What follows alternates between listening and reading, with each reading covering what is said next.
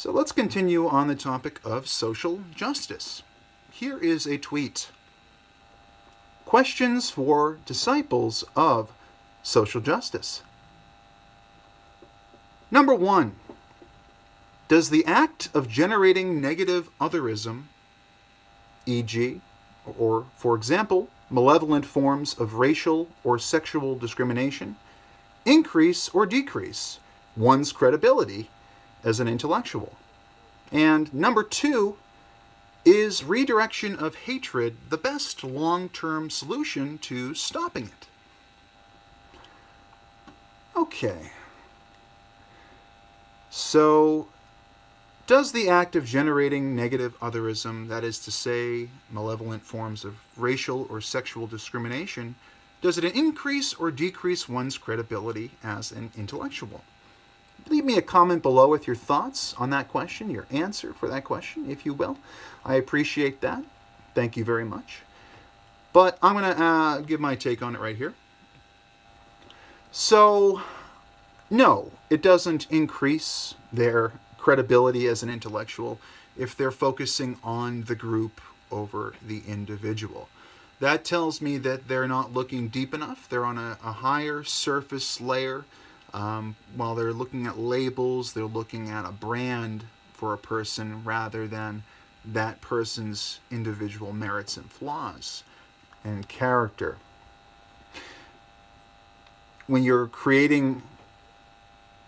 generating, as I say, and I have a video, generating racism. When you're generating racism, how can we say you're an intellectual? I mean, you might be on a journey to find a higher truth. You may be asking questions, going through a Socratic process, going on an epistemological journey to find a higher truth and to find what reality really is all about.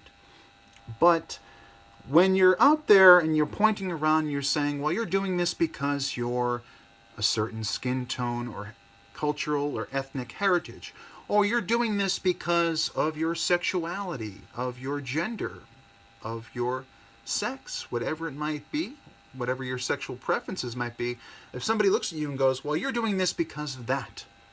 Yeah, stereotypes exist for a reason. Absolutely.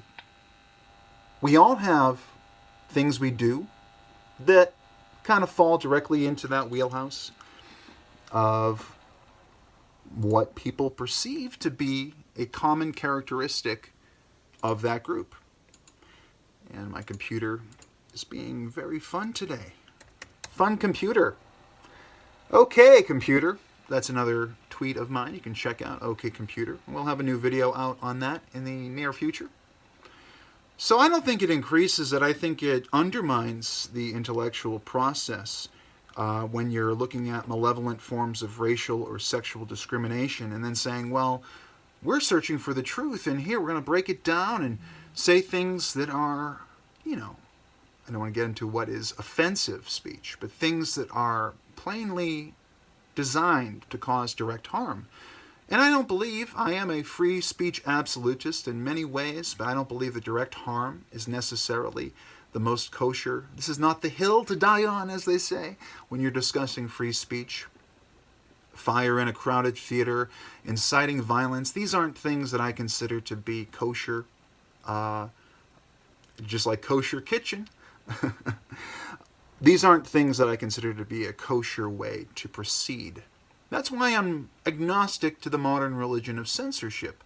I don't want to be censoring everybody, right? I don't want to be censoring voices that I disagree with, dissenting opinions that I am not on board with. I want to keep the Overton window of acceptable dialogue as wide as possible, if I can. But even then, in that framing, direct harm, inciting violence, how are those helpful? How do those benefit us? Do they follow the NAP, the non-aggression principle, which again is a principle, so you follow it to the best of your ability, but again, it's just another code. It's just another system to live by, a moral path to moral virtue and universal truth. So I don't think when somebody's out there and they're a social justice disciple and they're out there talking about pointing at people and framing them by race or sex and saying this or that based on that, not based on character, I don't think it's very intellectual. I think it's closer to anti-intellectual. I don't think generating negative otherism has much of a purpose in a world where we're looking to create more good.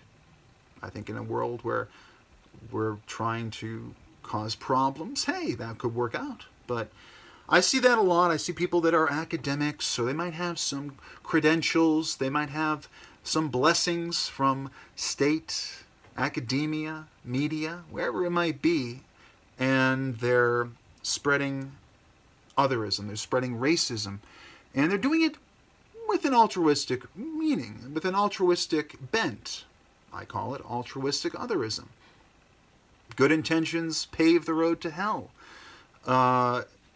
It happens. So question number two is redirection of hatred the best long-term solution to stopping it? So that really is what social justice boils down to. Redirecting what the perceived hatred is towards who you perceive or categorize as the oppressed, and redirecting that hatred to the oppressor. You redirect that hatred. You don't quell the hatred. You don't get rid of the hatred. You just redirect it to somebody or something or a group or a thing, whatever it might be, that's more appropriate in your to your sensibility, to your subjective mindset. If you're a prophet of the modern religion of social justice, you might say, well, we believe that, for example, the white male, and of course I have in-group preference, I am obviously biased because I am a white male, but I'm also a human being, and that's all of us, all 7+ billion are human beings. We have in-group preference for each other. I call myself a humanist in that light, which is not exactly, I'm not like a secular humanist. There are some things I agree with in humanism, but I like to say I'm a humanist because I put humans above other animals. And so the animal rights activists, please do leave me a comment below. I do support animal rights to some degree, but you know, it's a complicated topic, and I err on the side of humanity. So I don't believe my answer to this question is redirection of hatred the best long-term solution to stopping it. No. You're just sort of shuffling some of the debris under the rug. You're shuffling your trash under the rug. You're putting it in drawers. You're not putting it into the wastebasket and getting rid of it. You're just redirecting it. And if you're redirecting to another person who may or may not be innocent of the charge, I say innocent until proven guilty. If they're innocent of the charge, but they're only guilty of being associated with that group, may it be mutable or immutable, well, I don't think creating more hatred, generating more racism or otherism is appropriate to fighting hatred. Now again, we are human, we are irrational beings, which means that, well, it might be impossible for us to completely get rid of hatred or anger, negative emotions, fear. That's why I recommend, putting your negative emotions towards something productive. Go to the gym, get your aggression out on a punching bag or a boxing. Get into boxing. Play video games. Read a book. Watch a movie where a lot of violent things happen. There's all these different options for letting out those emotions, for validating them. Because if we keep on running from an emotion like anger or fear, sadness, if we keep running and running and running, when it hits, it's just going to hit harder. You know what I mean? Right? Every action has an equal and opposite reaction. Things build. There's a cycle. There's an ebb and flow to many of things in our world. And hatred is just a human emotion. You have love and you have hate. And frankly, it's all about balancing that out. We have natural aggression, especially men with high testosterone. We have natural male aggression, and then there's natural female aggression because we're all human. We all experience this. And we need to have an outlet That's why gun deaths went down big time. When people had an outlet in the internet, when they were playing video games and being able to discuss things and work on things that were troubling them in forums and eventually social media, Reddit, and so on and so forth, across the entire World Wide Web. Now, you kids might not know what the World Wide Web is, but us CompuServe AOL generation internet goers, I started in 1995, and I'm only 35 years old, so I was right on the forefront.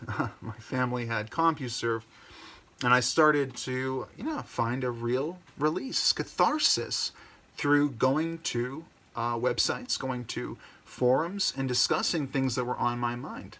Now, not all of them were violent or malevolent things, but frankly, it helps to have somebody to talk to and to get all these negative emotions out so you don't inflict them upon the wrong person or thing. So, leave me a comment below with your thoughts on these questions for the disciples of social justice. I look forward to hearing from you.